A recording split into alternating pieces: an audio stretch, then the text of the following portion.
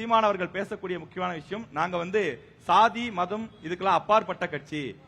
வேட்பாளர் கூட பாருங்க, மத்த திமுக அதிமுக அந்த மாதிரி நிறுத்துமா? 117 ஆண்கள் 117 பெண்கள் நாங்க சமமா நிறுத்துறோம், எல்லாத்திலயும் சமம் தான், ஜாதி மதம் எதுவுமே கிடையாது, தமிழன் என்ற ஒற்றை வரியில நாங்க இணையறோம் அப்படின்னு சொல்லி நிறைய பேசுவாங்க. ஆணும் பெண்ணும் சமம் சொன்னவர். ஆமா ஆமா அதெல்லாம் சொல்றாரு. இப்ப மேடம் வந்து இந்த தொகுதியை பத்தி நமக்கு தெரியும், ஆம்பூர் தொகுதி, இங்க இருக்கக்கூடிய ஆம்பூர் தொகுதி இஸ்லாமிய மக்கள் அதிகம் வசிக்கக்கூடிய தொகுதி. அப்ப இஸ்லாமியரே கொண்டு வந்து கேண்டிடேட்டா போடுறது எந்த வகையில சமத்துவமா இருக்கும் சார்? இந்த இடத்துல அந்த இடத்துல இல்ல சார், எந்த இடத்துல நீங்க சொந்த ஊர் இங்க இல்ல மேடம்? ஆமா சார், அரக்கோணம். நான் உங்ககிட்ட ஒரே கடந்த நாடாளுமன்ற தேர்தலில் நீங்க அரக்கோணத்துல ஆமா ஆமா நான் உங்ககிட்ட ஒரே ஒரு கேள்வி கேக்குறேன். பெரம்பலூர்ல நின்ன எஸ் ராஜா நீலகிரியில நின்னாரு, அத நீங்க திமுக கிட்ட கேட்கல. இல்ல அப்ப திமுகவுக்கும் நாம் தமிழருக்கும் வித்தியாசமே இல்ல. பிரதேஷ்ல இருந்து கேரளா திமுக என்னெல்லாம் பண்ணுதோ அது நாம் தமிழர் பண்ணுவோம். நாங்கள் மாற்று அரசியல் கட்சி, மாற்றத்திற்கான கட்சி என்று நம்ம சொல்றோம் சார். இது வந்து எங்க கட்சி பிரச்சனை சார், நாங்க எங்க கட்சி பிரச்சனை இல்ல மேடம், மக்களுக்கு எந்த பாதிப்பும் இல்ல. திமுக அதிமுக என்ன பண்ணுது, வன்னியர் எங்க அதிகமா இருக்காங்களோ வன்னியர் வேட்பாளர் போடுவாங்க, நாடார் எங்க அதிகமா இருக்காங்களோ நாடார் வேட்பாளர் போடுவாங்க. அப்ப நாம் தமிழர் மாற்றுன்னு சொல்லிட்டு இஸ்லாமியர் அதிகமா இருக்கக்கூடிய பகுதியில இஸ்லாமியரே வேட்பாளர். அதனால மக்கள் எங்க நின்னா, நான் எந்த இடத்துல நின்னாலும் மக்களுக்கு என்ன செய்யணுமோ அதை செய்வேன். சரிங்களா? எல்லாருமே செய்வாங்க மேடம். அண்ணன் வந்தா செய்ய மாட்டாரா?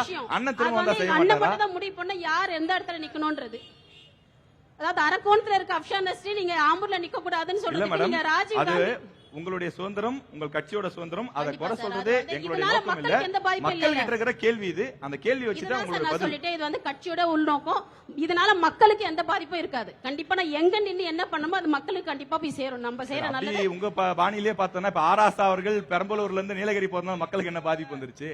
எந்த பாதிப்பு வரல. ஆராசா அவர்கள் பெரம்பலூர்ல தான் நல்லது செய்ய போறாரு, அங்க நீலகிரிக்கு போனாலும் குரல் கொடுக்க போறாரு. நீங்க அவங்ககிட்ட கேட்டிருக்கலாம். அதாவது உங்களுடைய பிரச்சனை என்ன, யார் எங்க நிக்கறாங்கன்னு பிரச்சனையா, மக்களுக்கு நல்லது போய் சேரணும். ஓகே ஓகே ஓகே மேடம், அது மக்களுடைய கேள்வி, அதை கேட்டுட்டேன். Okay right.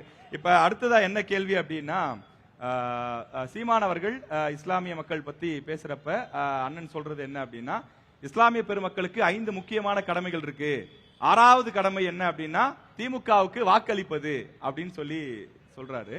அதை பத்தி உங்களுடைய கருத்து என்ன சார்? நீங்க அதாவது எல்லா இஸ்லாமியர்களும் தப்பா புரிஞ்சுட்டு இருக்கீங்க. அண்ணன் சொன்னாரு சாத்தானின் பிள்ளைகள். நான் வந்து இங்க இருக்கிற இஸ்லாமியர்களுக்கு ஒரே ஒரு கேள்வி கேட்கிறேன். நன்மையை ஏவி தீமையை தடுக்கணும். தீமைன்றது இங்க வந்து அதாவது சாராயத்தை வித்துட்டு ஆட்சி நடத்துறாங்க.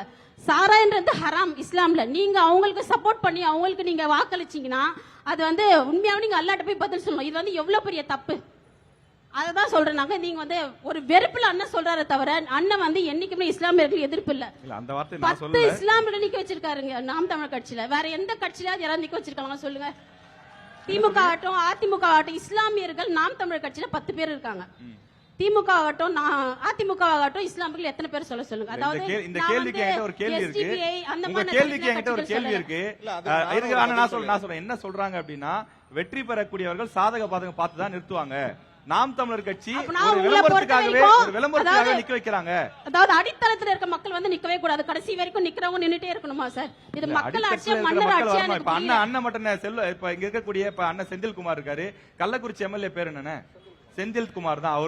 அவரும் அடித்தளத்துல திமுக நிறைய பேர் இருக்காங்க. இது மக்கள் ஆட்சியா மன்னர் ஆட்சியான்னு எனக்கு புரியல. அதாவது திருப்பி நின்னவங்களே நின்னுட்டு இருப்பாங்க. எல்லாரும் ஓட்டு போட்டு தானே மேடம் ஜெயிக்கிறாங்க, இங்க இருக்கக்கூடிய மக்கள் ஓட்டு போட்டு தானே ஜெயிக்கிறாங்க. அப்புறம் எப்படி மன்னராட்சி? கொடியை புடிச்சிட்டு அடித்தளத்துல நின்னுட்டு இருக்காங்க மக்கள். அவங்க குடும்பத்தை விட்டுட்டு பணத்தை செலவு பண்ணி வந்து நின்னுட்டு இருக்காங்க. அவங்களுக்கு ஒரு வாய்ப்பு தரது இல்ல. ஆனா தாத்தா அப்பா புள்ள பேரன் அவங்க வந்து அதிகாரத்துல உட்கார்ந்துட்டு இருக்காங்க.